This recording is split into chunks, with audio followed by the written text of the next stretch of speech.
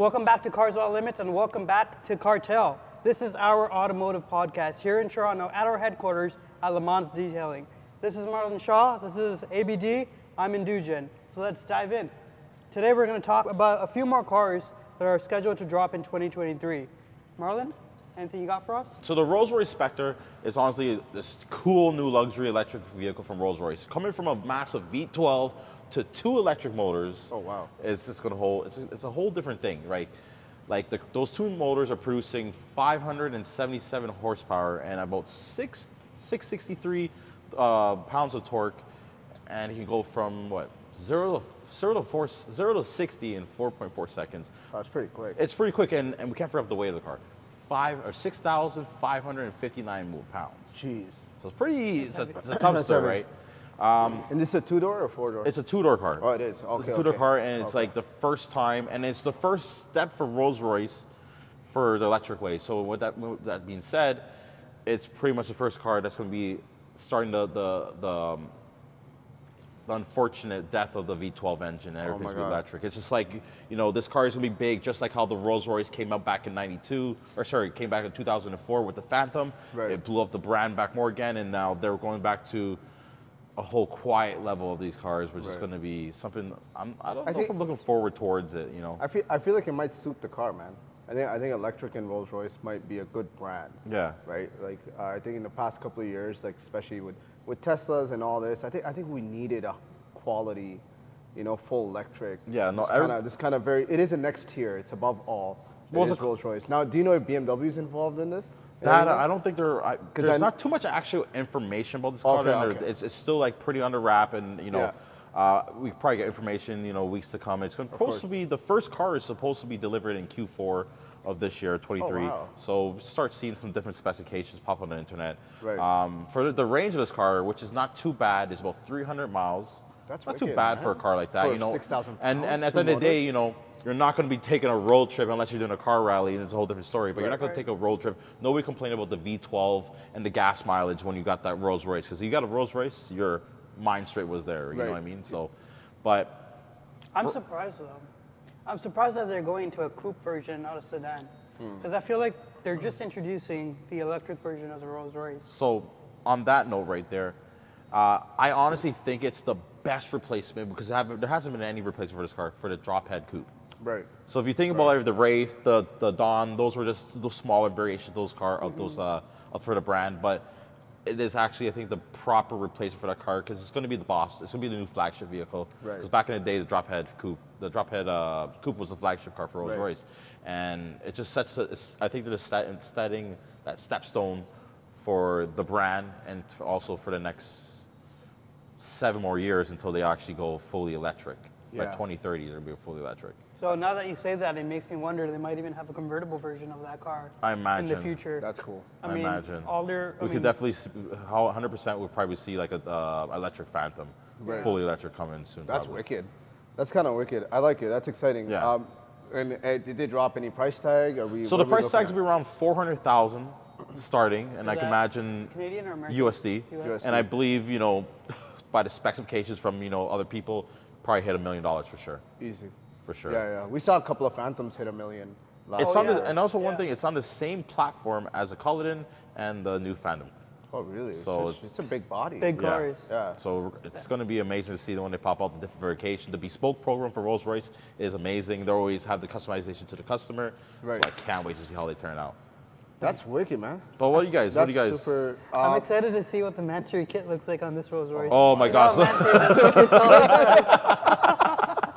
That's going to be awesome. Mansory sitting in the office. It's like, yeah. Boys, chop them up. Boys, get to the computers and design everything. Let's win another one. No. Because you know, we all know that Rolls Royce Mansory kits are one of the most popular kits for the Mansory brand. I think it's possibly the best kit they make. For the Rolls Royce, I love Mansory, but like when they go after Ferraris, they just and Lambos and Bugattis. Like I saw Drake's car close up enough times, drove by it, and honestly, that kit on there, it's beautiful. It's amazing. Yeah. The color combination is great. I agree. But who wants to talk about the next car? Do you want to go next? No, I think you're I'll ready. go next. What's your car? All right, so I mean, you're going all electric. I'm going to step over to the V12 side of things. Okay. And I'm going to start with a little bit of background a little bit of history on these two brands. Now we all know that Ferrari's been the shining star of the supercar, Yeah. Italian supercar world. Yeah. And Lamborghini was always chasing. And this meant in like company value and sales made, Lamborghini was always behind. But in 2015, something happened that changed. And that was the birth of the Urus, Yeah. right? The Urus has helped make Lamborghini back-to-back record sales and caught up in value. Lamborghini's valued at $11.8 billion Wow. as a company. Now, compared to Ferrari's $38 billion, that's nothing. You Yeah. would think it's nothing, but they caught up. And it forced Ferrari to do something that they said as a brand they would never do, which is create an SUV. Now, they're not even calling it an SUV. No. Calling it a 2+2 GT car, right? So it's basically a bigger four-seater, right? That's what A they're calling bigger it. FF. Because we're not going to blend in with the rest. Yeah. You know, we're gonna start our own thing, which is 2+ GT. Yeah. And it's called the Ferrari Purosangue. Now, wicked because it's running a V12. It's a 6.5-liter V12, 715 horsepower.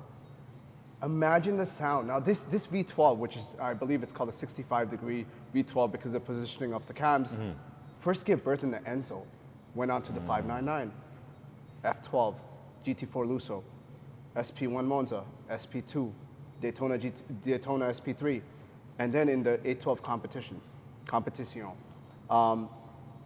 Very iconic V12, Yeah. brutal sound, Amazing. and it got put into An this SUV. SUV. Now they're not calling it SUV. This 2+2 GT car. Now I think that's not even the wow factor of the entire concept because Ferrari literally stepped out of their zone. 100%. They did a few things where they broke their own rules here. They literally are one of those companies is like, we're not going on social media. We're a mom and pops. We're staying we're right not here. hitting the Nürburgring. You guys can keep the Nürburgring. The LaFerrari will not ride the Nürburgring, right? Like they never showed up to the No. Nürburgring. They don't care about that. They don't believe in that. They said, why would that predict what's the best car on the planet? Yeah. Why? You know, we don't need to go there. So When they know they're the best car on the planet from their exactly. point of view. So they have their own rules, but there are a couple of things about this, you guys, which are probably gonna blow your mind. Number one, it's got massage seats. So Ferrari they dived into this project and broke every rule possible. So was that never offered on any other Ferraris? No, Ferrari Was first. the first one? Really? Yeah. First Ferrari to have massage seats. Holy Are you guys ready? First Ferrari to have no navigation option. The car has no navigation. It's got a dual screen setup. If you've seen the interior, it's got like, it caves in the middle of the dash. Yeah. It's got two, I believe, a 12 or 15 inch screen. So you got, the driver has his own, Yeah. passenger has his own, right? That's the setup they went with. And it's got Apple CarPlay, it's got Android, no navigation, right? No bench option. This car will be a permanent 2+2 because Ferrari has switched up. They've basically brought over something from the FF and the GT4 Lusso, the all-wheel drive. Yeah. Right? So it's not, so what it is it's not even a front mount engine. They call it, it's a mid front, right? So it's pushed right over the axle, sitting right in front of the driver. Balancing out, and the balance ratio of this SUV, are you guys ready? 49.8% front. It's a perfect 50-50 distribution. That's a sports car distribution compared to its competitor like the Urus, which is 58% front. So you're talking a driver-oriented SUV. You're talking the first of its kind, V12, naturally aspirated SUV with a balance of a sports car, right? Well, they're going back to their roots still. Exactly. That's why So you're not calling it an SUV because there's so much. There's so much into it. So it's like, you know, like comparing to the Urus, like the Urus Performante, which is a twin turbo V8, which was developed by Porsche. Yep. It's a Cayenne setup in there. And surprisingly, the 0 to 60 is the same time. So that's a V12 naturally aspirated. The Ferrari is 500 pounds lighter than the Urus, but the 0 to 60, so 0 to 100 kilometers is 3.3 seconds. Wow. But where it eats it is the 0 to 200, which is in 10.6. So obviously Miles the per V12, hour or kilometers? kilometers, 0 to Okay. 200, right? Top speed, both of them are about the same, 190 miles. I think Urus has a bit more, 193 miles. But price tag, you're looking at $500,000. For sure, easily. Right. So is there going to be any different special editions and variations? Right now they haven't, but obviously TaylorMade is involved in the project. Yeah. Customization's entirely up to how much money you got, right? Who you are. If you're a collector, I'm sure you could do whatever the hell you want. Yeah. But another rule they broke, first Ferrari with suicide doors, right? So we know for a sleeker, they've inverted the hinges, and it opens up like a Rolls Royce Cullinan or a Phantom, right? Which is new for a Ferrari. So massage seats, no navigation, 2+2, no bench option, suicide doors. Yeah. And obviously in terms of technology, all-wheel drive, it's the first SUV on the planet to run a transaxle setup, which means there are 2 gearboxes. There's a 2-speed running the front, and there's an 8-speed running the back. Ooh. 8-speed transaxle, first SUV on the planet. So this is there's a lot of firsts of everything. There's for their a lot own of kind, firsts here, first bro. of like the actual in the automotive industry. Now, wow. I don't know. What do you guys think? Do you think it's a threat to the rest? Do you think the Cayenne GT? No. Do you think the Urus are shaking? Do you think what? They're doing the exact same thing like Rolls Royce Cullinan, right? That's SUVs his own category. Nothing can touch it. Nothing can get close to it. Ferrari's just doing this in their own category as well. I don't think it's. Well, it's almost twice the value for Urus. Yeah. Yeah. I think honestly, it's just gonna be a thing of obviously Lamborghini's probably take an input in that project and see what they can do different for the next generation of Urus or the next facelift or whatever it is they have behind closed doors. But that's a good point that you mentioned that. The reason why is because like the whole SUV, super sports SUV, kind of came out. What 2015 you mentioned? Yeah. 2015 it was first that was kind of like the birth the of the super SUV. And then you got the Urus, you got the Bentley Bentayga, you got the Aston Martin DBX, the Rolls Royce Cullinan. All those SUVs have coming out. Now Ferrari introduces their SUV, not SUV. Yeah, 2+2 GT. 2+2 GT.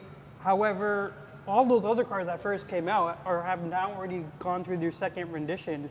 The Urus has now have the Urus Performante. Right. DBX has the 707. Rolls Royce Cullinan has the black badge. Right. And then the Bentley Bentayga had a new facelift. Yeah, but it's still the slowest of all of them. So the cool, I mean, you're bringing up the Aston Martin 707, and it was brought up quite a bit because I wouldn't compare the Urus. I would compare it more to the 707. So it's kind of, they have the same top speed, right? They have the same, in terms of dry weight. Yeah. It's pretty much the same. They're kind of the same within that shape because if you look at a 707, it's a little bit more toned down than a Urus, right? If you look at it, it's kind of a little bit like, just slightly a little bit smaller, a little bit crossover is the word that I'm looking for. Yeah, more crossover than sporty. It's a crossover. Yeah. And Urus is a little bit more, it's still got that SUV those feel. Sharp lines, those Lamborghini lines. Right? So that's kind of where a lot of people who've seen the car, discussed the car, compared it with.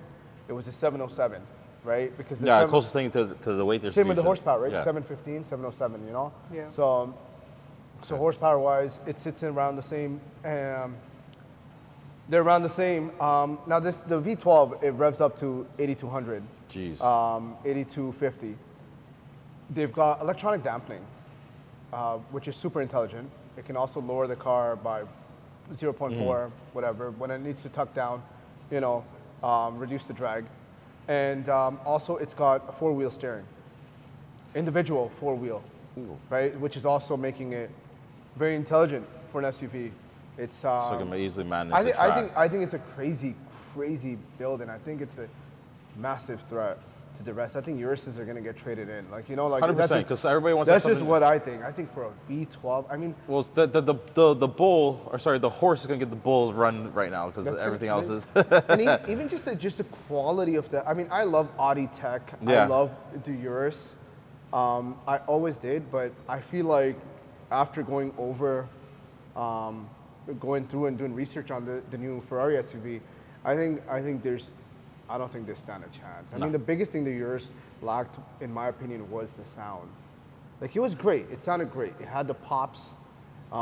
It had the power, although at sometimes you do feel a little bit underpowered. Yeah. Now, something that Ferrari pointed out is that at 2,000 RPM, that V12 can dispose 80% of the torque. So something that I felt in the Urus, which I mentioned before, that it had like a bit of a lag. There was a bit of a, kind of like this period where it kind of just needs a little bit of momentum to pick up. But Ferrari, obviously, like, taking that into account, has developed this V12 I'm gonna tell to give you 80%. 100% Ferrari definitely took a Urus deep in their factories, Yeah. in the back, no cameras or anything, took it apart. Took it apart. Because that's the only way you can like make something better, introduce something a Tweak better it, product. yeah. Yeah. It is definitely better, and Yeah. I definitely think even with the Urus Performante and all the add-ons, I feel like the Urus is slightly outdated. Yeah. In terms of shape, maybe I've seen it longer, but it does Well, look like they're it was the literally first- on. yeah. It's Yeah. either a G-Wagon or Yeah. a Urus on the road where you're seeing, right? Yeah. So I think like Ferrari to come out with a modern, sleek. It's a front hinge hood. It's got a spoiler. I mean, I think it's a cool car. I think it's going to be good to look at, aesthetically pleasing. Okay. But yeah, that's sounds my car. And what Okay. do you got? So now that these small toys are talked about and out of the way, Yeah. you guys know one of my favorite manufacturers, hypercar manufacturers. Nissan. No, Nissan. That was the last episode. Get that Nissan out of here. We're here to talk about probably one of the last W16 hypercars. And as soon as I say the word W16, I'm sure you guys all know it. It's the Bugatti Mistral. This is the last vehicle that's going to have the 8.0-liter W16 So quad sad. turbo engine. This is an iconic engine. Yeah, it is. Ever since the Veyron, this is an engine that went through 1,000 horsepower, went up to 1,200, went up to 1,500 with the Chiron, 1,600 with the Super Sport, and it's actually that same engine from the Super Sport 300 Plus that's being put into this Mistral. So the Mistral is now limited to 99 units worldwide. So it's super rare. when you look at it, it is super rare, but it's more than some of the other cars that they produced recently. Right. The Super Sport, 1 of 30. Yeah. Right. The Devo, 40 made. Yeah. The Santo Dieci, 10 made. These are all really ultra rare. I think they're just doing it like this so they have a huge customer base and everybody and their Everybody's mother's gonna gonna buy ask it. I them. feel like there's gonna be a lot of angry people. If you limit it down to 40, 30, 20, Yeah. there's gonna be a lot of angry people, a lot of customers. I mean, 'cause- imagine if you bought it. Imagine the amount of people we know with Veyrons and Chirons. yeah. Like Chiron Pure Sports, it's 1 a of 60. norm. Like when you get into the Bugatti, you taste one, you want them all. You know, that's just Right. kind of. So I think it'd be tough. You're right to please everybody. So 100 is a good, or 99 is a good 99. number. But now check this out. Yeah. Of 99, 48 of them is coming to the United States. 48. Of So, like, half the cars almost be- Not even half. North America. United States. We're getting like 2 in Canada Yeah. probably, 1 down in Montreal and 1 in BC probably. yeah. That's Oh my a God. wild number. I mean, and I'm surprised a lot of these are going to be going through Miller Motor Cars. Our boy Evan is going to be selling. I'm Yeah, sure. Evan's probably I'm pushed sure out like 30 of If these. Evan's out here, you know, Yeah. telling them this Oh is my this is gosh. ours. But Hey, come down, we got this one. No, we're good. it's crazy. crazy. Like that's half of that limited series car. Bro, that's And another big thing is that this is an open top convertible. Yeah. This is not. It's a roadster. So is that the Chiron platform never had a roadster? It didn't, and they said So- specifically that they'll never make an open top Chiron. So they purposely did not Wow, there want are a to make lot of firsts today. Eh? Yeah. Everybody's breaking rules. They had the Skyview. The Chiron had the Skyview where it had the Yeah, panoramic that's the glass. closest thing to it. But no. So I mean, this is a fixed It's a- convertible. yeah, so there's so- no top to go on it if you're there catching the there is an emergency soft top Okay. that you could use to cover it up. But again, it's for emergencies only, right? You don't want any rain to go on your 1 of 99 car. And Right. you know, this thing's priced at like $7 million Canadian. My God. $7 million. It's a pretty God. expensive price tag, right? Yeah, God. that is pretty pricey. But I I mean, mean, why even drop a price tag if they're already probably sold? yeah, they All are 99 sold. are sold to your It collector. is, Like, yeah, don't and even then give if- us the price, man. that resale value is probably 2-3 times Just what so it that is, everyone knows right? what the MSRP is. Yeah. I mean, yeah, 10 years down the road, as at Oh, it's the gonna end be of the W12, like this thing is going to incline in all W12s well. The But I mean, W16. being the last, or the W16, sorry, all W16s well. But I think like being the last of the Chiron drop top 99 made, like I think it's Yeah. going to be crazy. It's gonna be yeah. It's crazy. Like for the hypercar industry, I think this is big. I mean, even for me growing up, like your Bugattis always had that big, massive W16. Yeah. But no Quad turbos. no car yells baller like a Bugatti. You could have the eggs, you could have the Paganis. Paganis. Like we love them, they're amazing, they look amazing. But when a bug shows up, It's on the next level. It's bro. It's on the even next though level. it might be less, just a Chiron or a Veyron shows up, It'll snap next, regardless. it's over. It's like this guy just showed up, you know, because we all know that he probably has 3 boats, 30 Rolexes, blah. You know all those Yeah. stats to own a Bugatti that they Yeah. released. Like every He had a typical 918, Bugatti had owner. this stuff. Like honestly, Yeah. like when it comes to hypercars, and as we've been working together in the last few months and the last few years, I love Pagani so much. But right now, honestly, I would put my money on a Bugatti, 100% before It anything is, else. bro. It's It just, is. it's one of those cars. That you have to have in your collection. Have to. 100%. Look at Sparky that we know. So we've been to Sparky's house multiple times. So we saw when he first got his Pagani, and now he has a lot more toys. But he was always missing Bugatti. Always. And so now, he's like, you know what? It's time to get a Bugatti. Did he just buy one? Did he buy just a regular Chiron? No, he decided, let me get the Super Sport, let me get the Pure Sport. Yeah. Both at the same time. I think Yeah. it's He delivered missed next it so year. much. He Yeah. missed that Bugatti feeling. He's No, it's got definitely a great Pagani, car. He's got a Koenigsegg. Yeah. For what they did for the brand and everything else, and how they brought the whole hypercar, because that car is the reason why we have these other brands that are actually stepping out, making these hypercars and making these mega hypercars too that are be coming out as well.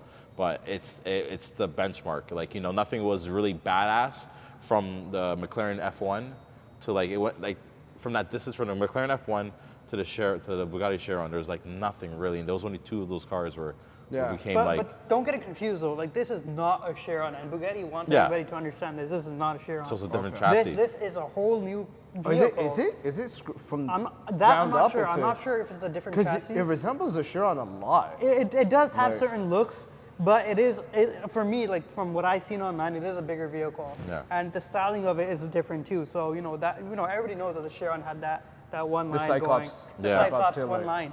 But now this car it has that X. The X I was Does that very represent familiar with. something? It was similar because it comes off the Bolide, the track version car. If you okay. guys remember, the Bolide had the X.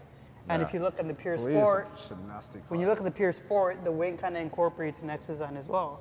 So they're kind of taking hints from that and putting it into their last W16 car, the Mistral. Yeah, that's gonna be. And I think another thing that's just wicked is the fact that they took the engine from the Super Sport 300 Plus. This is the car that did the top speed world record. Yeah. And it's now going in a convertible. Like, that's pretty wicked. Yeah. And the interior, the launch color interior, exposed carbon with yellow. And then with the yellow, you actually got a Torre Bugatti paying tribute to his brother, a Rembrandt Bugatti, because in the gear shift, you have an amber piece that's in the gear shift, and then you have the elephant. So people that remember Bugatti know that a Torre Bugatti actually kind of used this elephant as a significance in a bunch of Bugattis. Manny Koshman had the Rembrandt yes, yeah. Veyron at one point. There's Bugatti Super Sports, or I think Bugatti Vitesses with the same elephant. So he's kind of also creating a family dynamic to it. That's and wicked. so I think this is a great hypercar, and we personally know of a lot of friends that are going to be bringing this car in, and we're going to be having access to it. So I think for 2023, if there's one car that really I'm super pumped for, and it's one hypercar that really blows me off the top, it's definitely this car, because again, the fact that it's an open top, Yeah. and we've had the Chiron for so long now, and again, there was no open top. So since the Bugatti Veyron Vitesse, this is the first open top.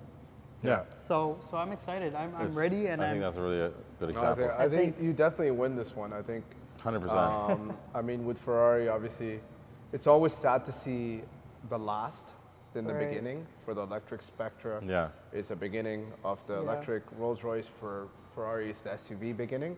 But you're talking about an end, and I think yeah, that's 100%. probably the hottest drop. But let me know. ask you a question before we wrap this up. I want you guys to tell me what you guys think Bugatti's going to be headed into. So they got rid of the Quadruple W16. What They're gonna direction do I you mean, think they're going to go in? if I look at the Volkswagen Group, Right. right? In general, they're pivoting a bit, and I do To electric. to electric. Is Bugatti going to drop a 2,000 horsepower electric to 100%. go up against the Rimac? Well, they own Rimac now, so for sure they're going to incorporate the Rimac tech, which is the fastest electric car on the planet. Yeah. So I don't see why not. You got the tech, you bought the company, you It's have going the to see how batteries, big it is, or Yeah. is it going to be a mixture of a hybrid motor Yeah. or straight electric? or something. Yeah. I think that's kind of the thing. We've seen it in the last 2 years where Bugatti made these moves, and Rimac was a huge move. Yeah. Right? For them to go buy a Croatian electric hypercar and just, Work what was together that in for? that, Everyone's like, oh, cool, they did a photo shoot together, cool. But obviously there's a plan There's to business everything, right? behind When it, you're right? from a business perspective, you go out, you see the fastest electric car in the world, you buy out the company, you're up to something. You were the fastest electric combustion for the longest time. Put two you bought the together. electric, you're going Yeah. for something Yeah. new, Yeah. right? So that's where I think they're going, because obviously they're smart, and Bugatti goes after big horsepower. They've always been, since the birth, 1,000 plus, with the That was Veyron their and- regime. Yeah, that's their 1,000 kind of Yeah. whole thing.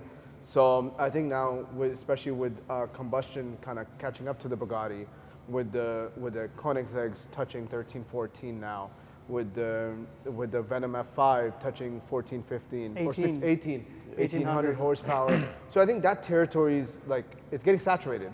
So 2,000 and 3,000 is going to become the new normal for cars like that. And because the thing is, everybody in the next like 5-10 years, it's going to be fully electric hypercars. It's going to go as high as possible until people start dying, and then they'll put a cap on it. 100%. I think they're still testing how far we can push this thing. 100%. You know, like in a few years, you're going to get all these electric AMGs and M series cars and Audi RS cars, and they're just going to be too fast for the public to handle. Yeah, 100%. Because like that, you're getting straight. Because, dude, I mean, you've driven electric cars, and the instant torque, there's nothing like it. It's like a roller coaster. Yeah. Everybody has the closest a Tesla. thing to it. Everybody has a Tesla. Yeah, you have the same torque from 0 to 200. When it comes to, I mean, with combustion, it has to build up that momentum, right? That's why in long term, combustion engine will defeat the electric once it catches up to that momentum, right? But with electric, it's like right off the bat, your eyeballs are in the back of the head. Yeah, right? It's just spinning it around. It's crazy. So can you imagine like when everybody's in electrics and whatnot? It's cool, man. I think the world's gonna change. I don't know. It's cool. The world is gonna change. I mean, with all this electricity happening, you know, I'm kind of sad because this was like a huge thing for me. The fact that Bugatti is now dropping their biggest engine. What are they gonna go with now? A V12? Are they gonna incorporate some sort of electric assist, like Marlon mentioned? It's going to be something where it's sad. We love our big engines, but we don't like paying the price for fuel for them. But Bugatti owners never complained about fuel. They would probably have a gas station in the backyard. Yeah. Shout out to Triple F. But okay, guys. Well, thank you for joining us for part 2 of the Cartel. Let us know what you guys think about our first episode and this episode in the comments. We're trying to make this show a little bit better for everybody. And if you have any questions you want to ask us, please send us them below, or you can email us. And to add on to that, I mean, if there's any other topics that you want us to discuss between the 3 of us here, let us know in the comments below. Or if there's any cool facts about some of the cars that we talked about that we didn't catch on, or some impressive features, let us know. This is all stuff that we read. All 3 of us read the YouTube comments. One of us will reply back. And we'll stay tuned and stick around for episode 3 of the Cartel. Thanks, guys. Take care. Peace.